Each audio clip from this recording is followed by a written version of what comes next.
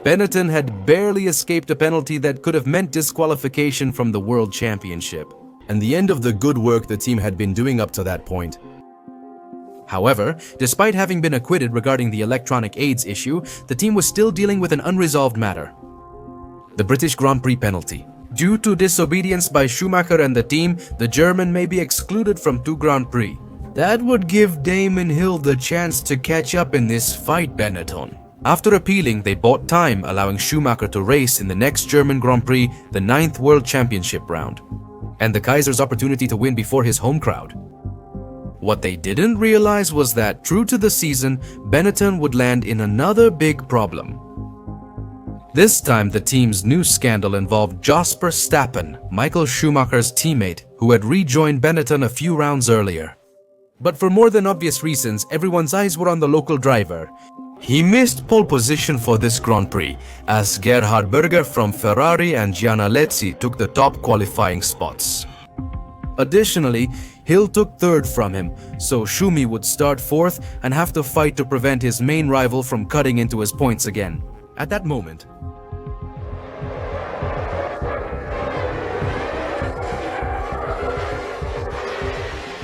the Grand Prix began chaotically, with a multi-car crash causing 11 cars to retire in total carnage. And one of the good ones. Schumacher overtook Damon Hill at the start, but both were then passed by Ukyo Katayama, who had an explosive start. Hill, Schumacher and Katayama each gained a position when Gianna Alesi's Ferrari suffered a reliability issue and retired from the Grand Prix. During the first lap, Katayama collided with Hill, damaging the British car's suspension and impacting his whole race. Schumacher, who had survived Turn 1 carnage and avoided any incidents, he smiled because Hill's earlier problems gave him a new chance to score points and extend his lead in the drivers' standings. The German soon took 2nd place and began pressuring Gerhard Berger's Ferrari for the Grand Prix lead. However, Berger was defending very well, preventing the local driver from taking 1st place, which made Benetton decide to play the strategy game to try to give the lead to Schumacher. In the first round of pit stops, Benetton stopped before Ferrari, and coming out of the pits, he would have to fly quickly to take the lead. As usual, the German began doing just that, waiting for the Ferrari driver to pit to see if they secured 1st place. But remember, I told you that Benetton was going to be involved in another scandal again, right? It was time for Jos Verstappen's pit stop. The problem is that at the moment of the stop, the fuel hose has an issue, and immediately after, that's the first time we've had a fuel splash. Oh my goodness me! When the fuel from the hose touched the hot car, it ignited in a dramatic fireball. Fortunately, the team quickly controlled the fire, and Verstappen and team members were not seriously injured. Unfortunately, Verstappen's car was retired, prompting another Fédération Internationale de l'Automobile investigation. But first, the Grand Prix must finish. Things soon got worse for Benetton due to a power unit problem. Schumacher also retired from that Grand Prix, missing the chance to win his home race.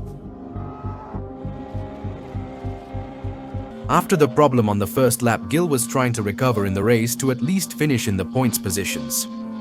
He had lost a lap and was battling and overtaking some drivers, going at full speed. He was desperate to score the 1 point he needed in his battle with Miguel Schumacher. As I said, he lost a lap due to the problem at the start of this Grand Prix, making that goal impossible. He couldn't even reach 6th place, which would have given him at least 1 point, and that he would regret later in the year. On lap 45 at Hockenheim, Gerhard Berger crossed the finish line first, and thus he achieved Ferrari's first victory in that 1994. Remember though, the tension was actually elsewhere at this moment. Why again? The incident in the Benetton pit lane with Verstappen had made the Fédération Internationale de l'Automobile investigate their client again. Sorry, favorite team. For this new incident, the Fédération Internationale de l'Automobile delegated the investigation to the company Intertechnik, which was the company that manufactured the entire refueling system for all the teams on the grid. In the report that the Fédération Internationale de l'Automobile received, the investigation revealed that the fire was caused by 2 situations. First, a foreign object caused the fuel valve to close slowly during refueling. And here it is not exactly clear what this refers to, but also, and very importantly, that it happened because Benetton had removed a safety filter designed to prevent these fires from occurring. And also by doing so, Benetton made refueling 12.5% faster, which translated into pit stops that were 1 second quicker than normal. So you are right. Once again, they were in the eye of the storm. During the season, Schumacher easily won the next Grand Prix in Hungary, with Hill finishing second. Because of this, Schumacher had once again extended his lead in the standings, as he was leading with 76 points compared to Hill's 45. In other words, 21 points separated them. Despite the victory and celebration, Benetton and Schumacher still had to answer for their actions, in Great Britain and at the German Grand Prix. Once again, the fate of the World Championship was in the hands of the Fédération Internationale de l'Automobile, and Benetton had already escaped a penalty once, and it was time to see if Lady Luck would dance with them again or finally leave them. The first Fédération Internationale de l'Automobile hearing was on September 7th to address Benetton's fuel hose and the removed filter. Benetton's defense against this accusation was that Intertechnic itself had asked the teams to remove that filter. Initially, the company denied asking teams to remove the safety filter. However, the night before the resolution hearing, staff from the Larousse team informed the Fédération Internationale de l'Automobile that this request was indeed made by the company and in fact, it had been submitted in May. Therefore, Benetton had not cheated and simply obeyed the company's request. However, the Fédération Internationale de l'Automobile ruled that Benetton did not remove the filter to cheat, but later exploited this to speed up their pit stops. They used this request to remove the filter and speed up pit stops. So they were found guilty of this, but there was no punishment thanks to this evidence. And yes, once again they had gotten away with it, but there was still one more investigation left. Since after the Belgian Grand Prix, the Fédération Internationale de l'Automobile confirmed Schumacher's exclusion from 2 Grand Prix, which he would have to serve at the races in Italy and Portugal. These would be 2 Grand Prix where Schumacher would be out. And if Hill could win these races, he could turn the Drivers' Championship around and at least have a chance in the season finale. But Benetton would face another problem. Schumacher won again at Spa-Francorchamps, this time by finishing the race. After the technical inspections of the cars, the Fédération Internationale de l'Automobile found that the plank on the floor of the car had worn down more than what was allowed by the regulations. According to the Fédération Internationale de l'Automobile rulebook, the wooden plank on the floor had to be at least 9 mm thick at the end of the race. Since this plank wears down as the car hits the ground, it naturally gets worn out.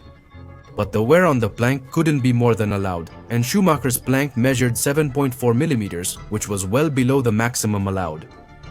5 hours after his Spa win, Schumacher was disqualified again.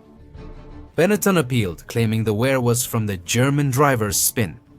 The Fédération Internationale de l'Automobile rejected this claim, stating it wasn't a valid excuse for exemption from a penalty. Therefore, the victory went to Damon Hill, who was able to gain 10 valuable points on Schumacher. Plus, the German driver served 2 exclusions in Italy and Portugal. If Hill won, he and Williams would re-enter the World Drivers' Championship fight.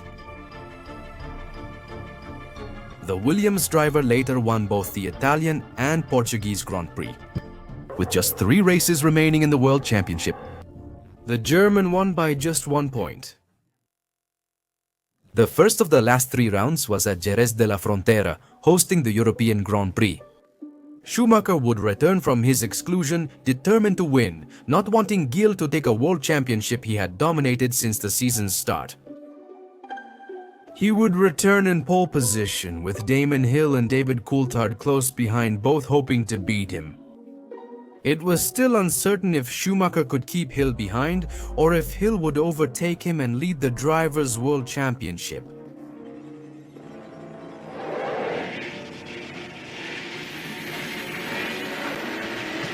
Hill gets a great start and passes Schumacher to take the lead. The crucial first step toward winning the Grand Prix had already been taken. Now it was up to them to hold on, while Schumacher would look for any opportunity to regain the lead of the race. In the opening laps, he kept pressuring Damo's Williams, but Damo never gave him a chance or let himself be intimidated by his title rival. So, it was time to strategize again. and Benetton decides to bring Schumacher in first, and when he comes out of the pits, he starts setting fast laps. So when Hill pits a few laps later, his stop is 2 seconds slower than Schumacher's. This let the German take the Grand Prix lead, leaving Hill to chase him for the win. However, after swapping positions during the pit stop, Schumacher was able to take the lead more easily, building a very comfortable lead to keep the Mungya at bay, even after having used a 3-stop pit strategy. Hill, despite his initial effort, simply couldn't respond to Schumacher, who dominated that Grand Prix.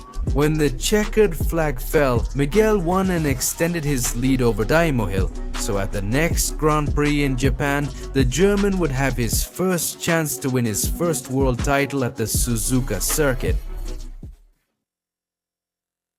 Suzuka was once the Coronation Temple, where the intense Sen and Prost title battles were settled. But now Schumacher and Hill could either settle their battle or prolong it until the next and final Grand Prix of the year. To add more drama to the race, the weather was unleashing its fury on the legendary Japanese circuit. And we would have a race in the rain with a battle that on paper looked to be amazing. Schumacher took pole position again, with Damon Hill behind him. Schumacher knew a win would put him in a stronger position for his first world title in Australia. And besides, he was always an excellent driver in the wet. With that weather, things looked good for the Benetton driver.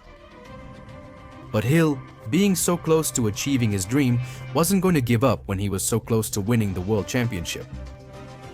The sky kept unleashing its fury, but even so, the Grand Prix was about to begin. And no one was prepared for what would become one of the greatest battles ever seen in the history of Formula One.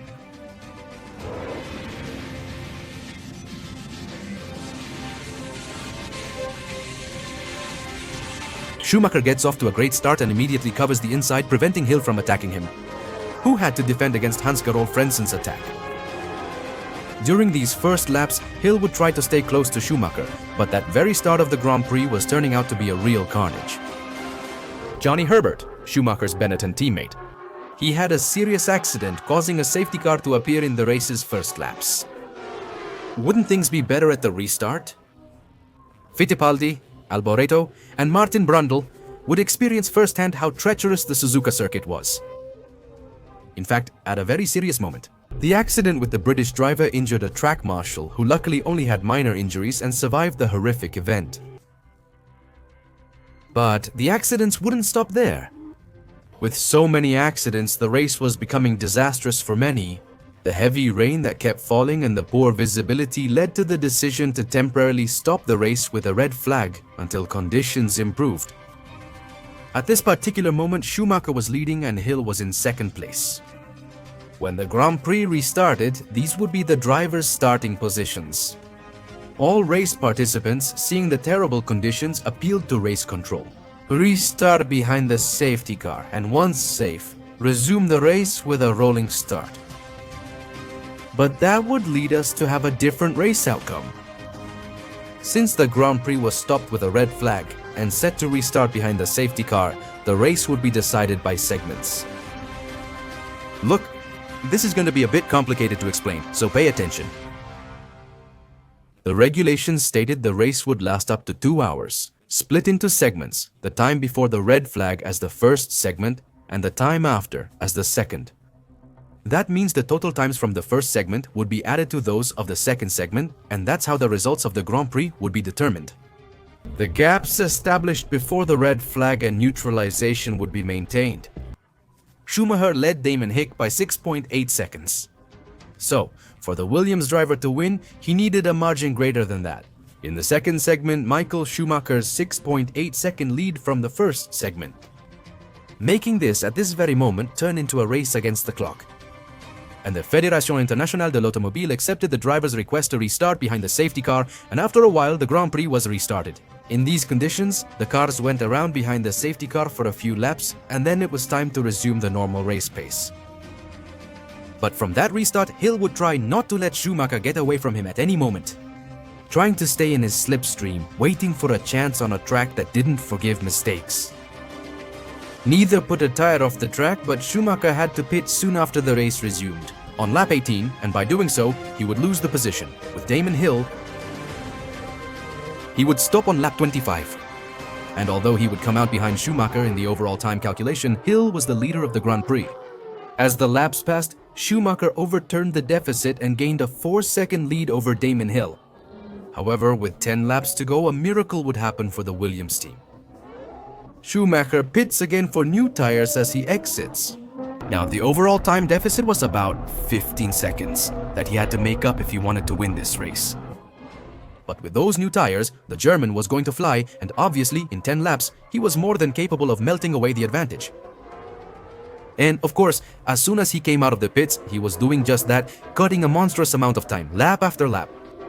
So Hill, with much more worn tires, had to keep flying without rest to maintain the lead and win the race. Remember, he had to win by more than 6.8 seconds. As I said, this battle became a race against time.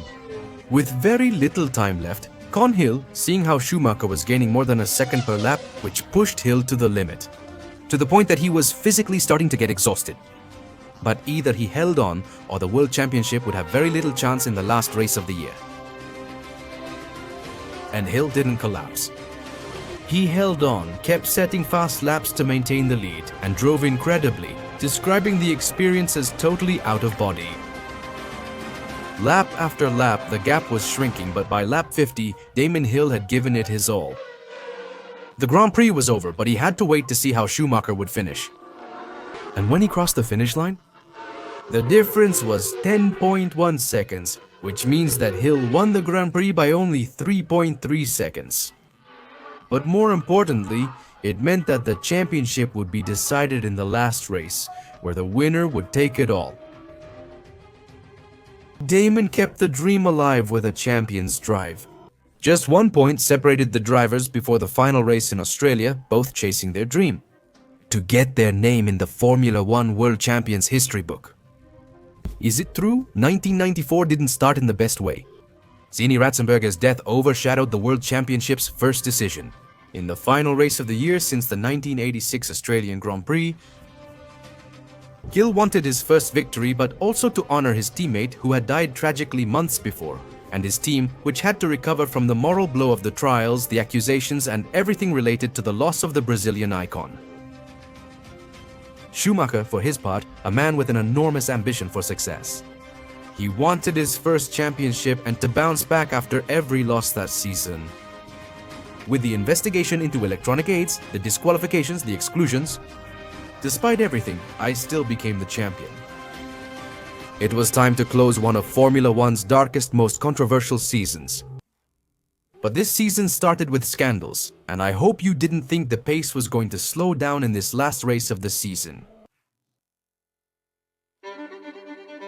The 1994 World Championship would end at the legendary Adelaide circuit, the track that saw one of Formula One's most spectacular finishes in 1986.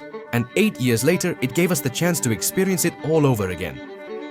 A World Championship finale with Schumacher and Hill, just 1 point apart, both chasing every driver's ultimate dream. Schumacher held a 1-point lead in this contest, but whoever won the Grand Prix would end up being crowned world champion. In the weekend's first battle, the qualifying session featured 1992 champion Nigel Mansell. He would take pole position, leaving Michael Schumacher in second and Damon Hill in third. Johnny Herbert, Schumacher's teammate, started seventh, giving Williams a strong shot at the championships, if they played their cards right, with their chances and with the two drivers they had up front. But it was on Sunday when all of this would be decided. And once the cars lined up on the starting grid, the final battle of 1994 would officially begin.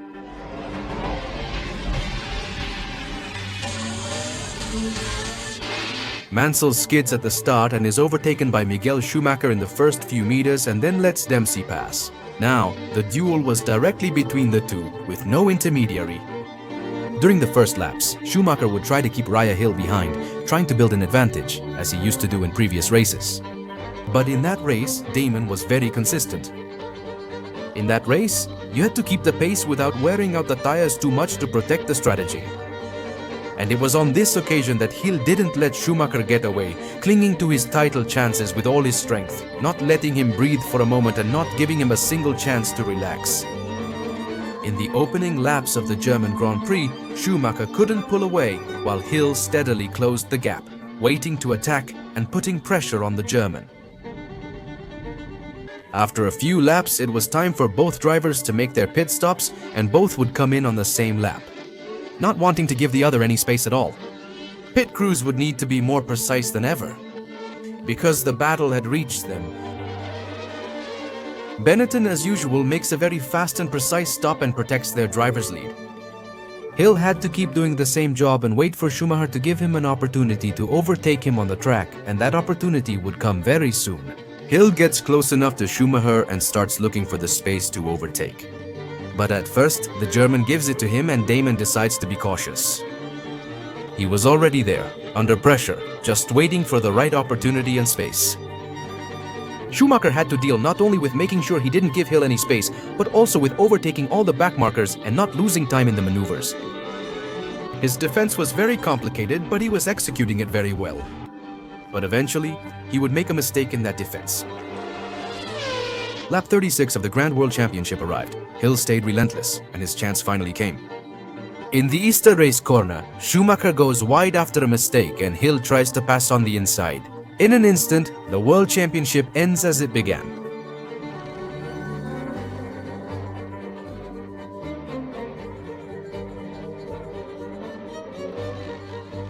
Schumacher closes off Hill at the next corner as if he isn't there, causing the German to crash into the tire barriers. At first, it seemed like the World Championship was over for the German because Hill stayed on track.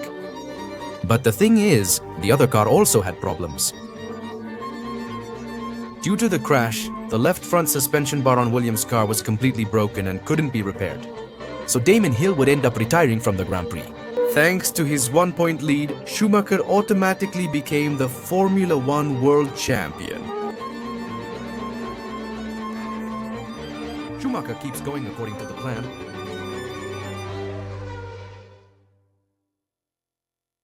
"1994. It was one of the most scandalous seasons in history, and obviously it couldn't have ended any other way. That accident had left Hill with damage, making Schumacher world champion in a controversial way. And in the accident, it wasn't just the general consensus. It was that the collision had been completely the German's fault, and there were also many voices blaming him for doing it on purpose. Hill and Williams were clearly furious. Grubb's team quickly searched for Prista's stewards. A protest claimed Schumacher's maneuver was deliberate and unsportsmanlike. Schumacher faced harsh criticism from the media, especially the British press, for that action, though he insisted it was just a racing incident. Gilroy didn't see Hill, which led to the collision. The Fédération Internationale de l'Automobile investigated the maneuver and reached the same conclusion. The accident that had given Michael Schumacher the World Championship title had been the result of a racing incident with no premeditated intention from Schumacher, and therefore they couldn't penalize him. Thus, at only 25, Michael Schumacher became the Formula One World Champion.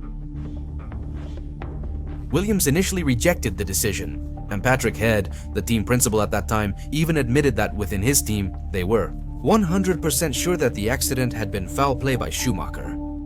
Damon Hill, the affected driver, chose to avoid the controversy. Years later, he admitted he was sure the Kaiser had acted intentionally. However, Williams was still dealing with the issue of Senna's death. They decided not to act or protest the decision. So the status of world champion was confirmed for Michael Schumacher.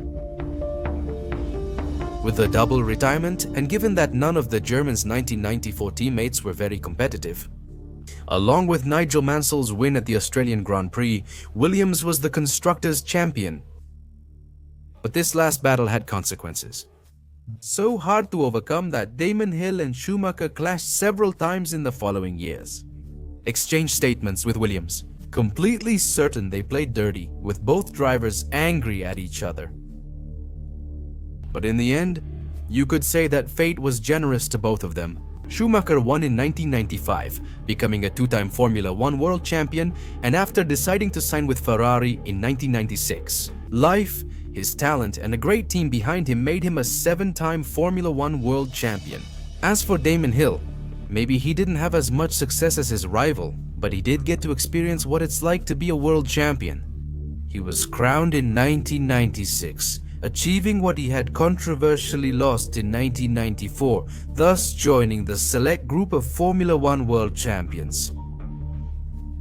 It will not only be remembered as the season of controversies, of the duel, the controversy, and so on, but also as the story of a season marked by the loss of two drivers to whom the Fédération Internationale de l'Automobile and Formula One had clearly failed. And 1994. It should not only be remembered as a historic season, but also as a constant reminder that in the past, now, and in the future, Formula One drivers will always be men, putting their lives at risk while chasing the dream of their lives. 1994 is a dark part of the sport's history, but it's still history. A story where Formula One ended up learning quite a lot, and where, to this day, the number of fatalities that have occurred in this category has been considerably reduced. A dark story, a story that brought us tragedy, which is still mourned. Several controversies angered many people, and a legendary duel that ended the way it began, being a perfect reflection of what the season meant. 1994. And ladies and gentlemen, with this, Historic Campaigns Chapter 3, Season 1994 comes to an end. What are your thoughts on this year? How much do you think Formula One and the Fédération Internationale de l'Automobile have learned from this difficult season? What are your thoughts on how the World Championship was decided? Do you think Schumacher did it on purpose, or was it just a racing incident? Let me know all your opinions in the comments section. I'll be happy to read each and every one of them. But if you like this video, give me a thumbs up, subscribe to this channel, turn on notifications so you know when I'm uploading a new video, and share this with your friends. Also, I invite you to follow us on our Instagram and Twitter accounts, the links to which are in the description of this video. And I'll see you soon. For more content on your Skyline Racing channel, thank you for tuning in and see you later. Thank you.